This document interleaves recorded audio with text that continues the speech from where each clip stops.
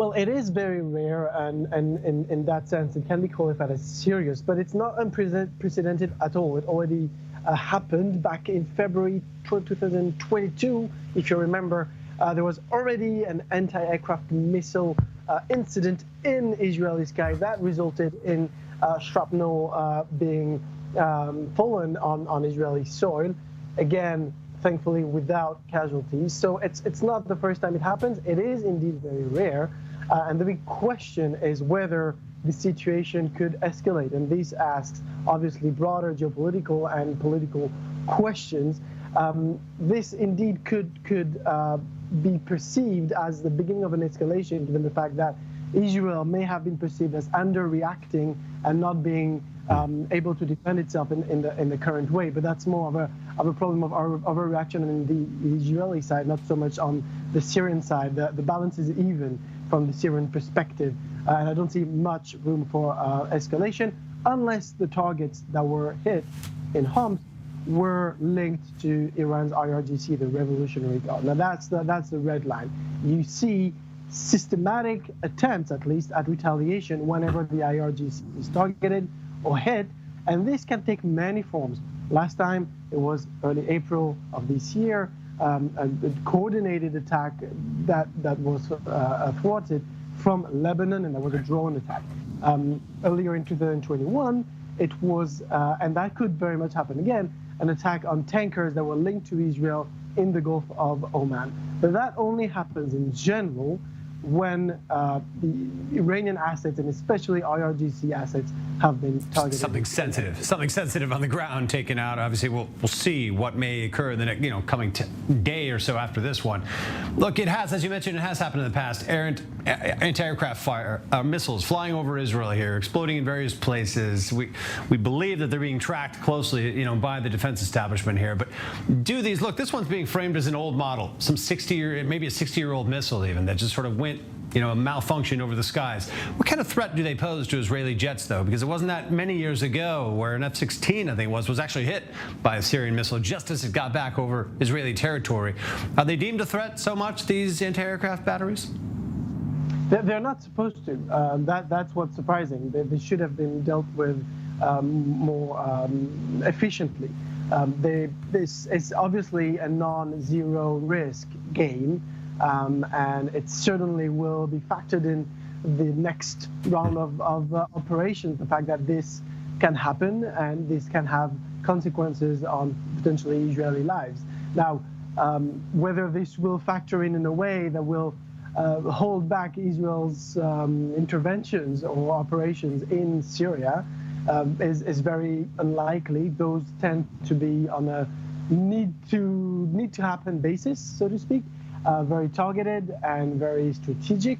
So this minor mishap, if I may put it that way, probably not going to have a massive impact on the strategy as a whole. What would definitely be the intervention of Moscow or Washington. Yeah, absolutely. Look, I mean, from these Syrian state media reports, which is the main source of information on these alleged Israeli strikes in Syria, okay, and sometimes like today they say, quote unquote, material loss, was incurred from this airstrike. So we don't know a lot about what's being targeted there. On the Israel side, there's virtually nothing said about these airstrikes.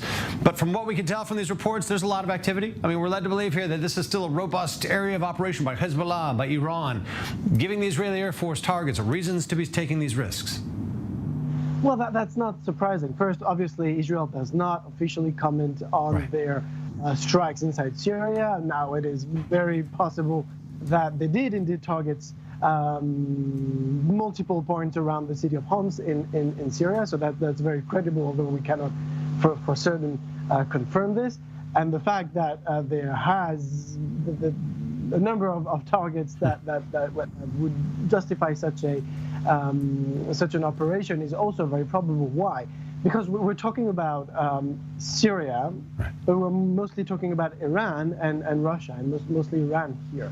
Iran has invested a massive amount of efforts, of money, of people, of capacity to try and win over Syria. And it's not going to be for nothing in terms of their strategic plans. And they will not let Israel counterbalance this. Okay. So they're going to put up a fight. That is for certain. I want to bring in a bigger picture just while we have time here. And you mentioned this, the United States, Moscow, some of the bigger powers that may or may not have influence here. Look, the Russian Air Force was just active last week in Syria. I think they killed some 11 people in an airstrike. They're still part of this conflict on the ground in Syria. But there's, let's call it uncertainty around Russia right now. Is it too soon to know what kind of impact that may be having on the activities of actors like Iran on the ground in Syria, where at least we've been led to believe that maybe Russia was restraining Iran somewhat in Syria? What's happening now?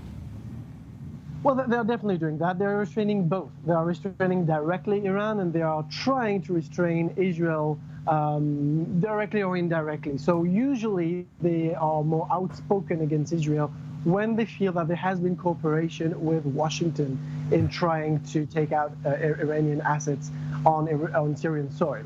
So this seems not to have been the case right now. It seems to be a purely Israeli operation, hence no comment from Moscow. But when it is the case, it usually means Washington is there. Now, I would be surprised if Moscow were to intervene. This seems to be not the area where Moscow is active or interested. Moscow is mostly focused on the north of the country, especially the region of Idlib and western Aleppo, which is the last pocket, as you know, of rebellion and resistance against the Damascus regime. So this is where the Russian military aircraft are mostly being active, and not so much towards the south, not so much towards the Golan. If they were to do this, that would mean that there would be a threat to Russian.